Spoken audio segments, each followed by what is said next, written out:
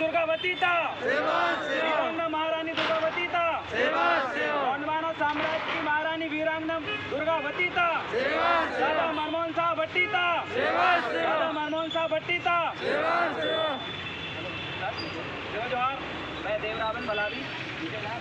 हाँ, अवश्य लग रहा है। आज गोंडवाना साम्राज्य की महारानी वीरांगना रानी दुर्गावती के बलिदान दिवस के अवसर पर आ जाइए गोंडवाना पूरी गोंडवाना स्टूडेंट यूनियन की टीम आज छिंदवाड़ा खजरी चौक, जिसे हम रानी दुर्गावती चौक कहते हैं, वहाँ पर हम सभी लोग आए हैं। तो साथियों, आपको बताते हैं कि महारानी दुर्गावती का बलिदान दिवस प्रत्येक वर्ष सिर्फ आदिवासी नहीं, समस्त आदिवासी समुदाय के साथ साथ गैर आदिवासी भी मनाता है। लेकिन हर हमेशा ये सोचनीय बात हो जाती है कि आज महारानी वीरांगना दुर्गावती का बलिदान दिवस है, लेकिन इसी साल सैकड़ों आदिवासी भाइयों की भी शहादत हुई है। हम आज महारानी वीरांगना दुर्गावती के बलिदान दिवस के अवसर पर उनको सेवा जोहार करते हैं। उन तमाम आदिवासी क्रांतिवीरों को भी सेवा जोहार करते हैं जिन्होंने अपनी जल जंगल जमीन के लिए शहादत दिया।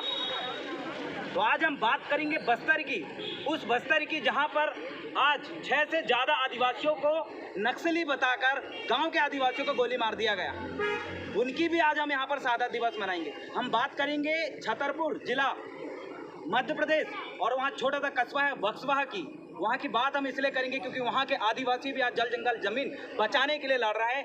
हो सकता है ये दमनकारी सरकार उन पर भी गोली मार दे नक्सली बताकर, लेकिन ये शहादत का जो समय है, महारानी वीरांगना का जो शहादत का जो समय है, उन्होंने भी शहादत अपनी जल जंगल जमीन को बचाते हुए अपनी जान की कुर्बानी दिया।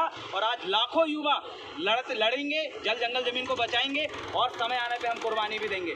लेकिन हर में तो सवाल और प्रश्न यहाँ खड़ा हो जाता है कि आखिर आदिवासियों पे गोली क्यों चलाई जाती है। वो आदिवासी जो इस देश का मालिक है, जिसको कहा जाता है कि आदिवासी रियल ऑनर ऑफ इंडिया, इस देश का जो मालिक है आदिवासी, उस पर गोली कौन तानता है? ऐसा कौन व्यक्ति है, कौन सी सरकार है जो गोली तानती है? आप तमाम लोगों को बताने की आवश्यकता नहीं है।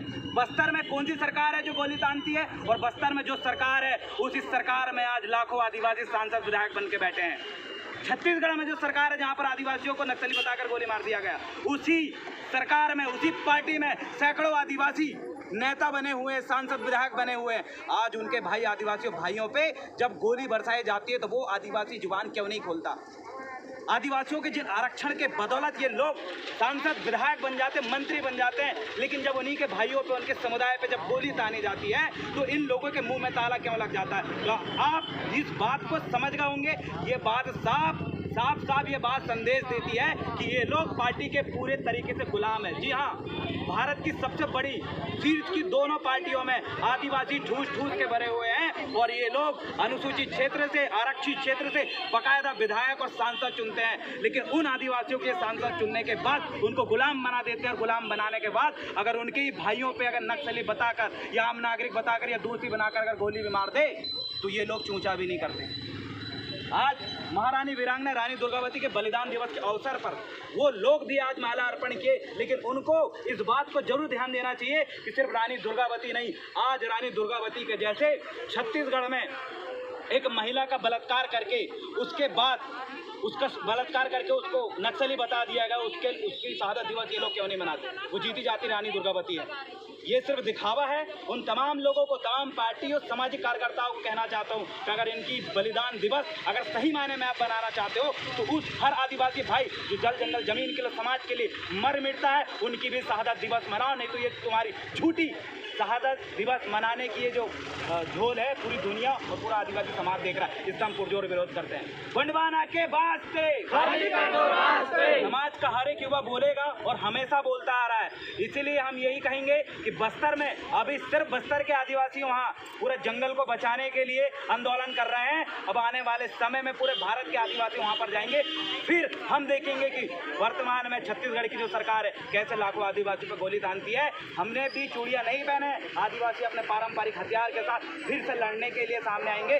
भले ही आप हमें नक्सली कहो, यहाँ जितने आदिवासी युवाओं को नक्सली कहो, हम अपने आप को नक्सली कहना पसंद कराएंगे, लेकिन अपने जल जंगल को जरूर हम बचाएंगे। और इसी के साथ साथ मैं आज के वीडियो का यही वाइंड अप करता हूँ। अगले वीडियो में हम आपसे इसके बाद में मिलेंगे। बहुत बहुत धन्यवाद। सेवा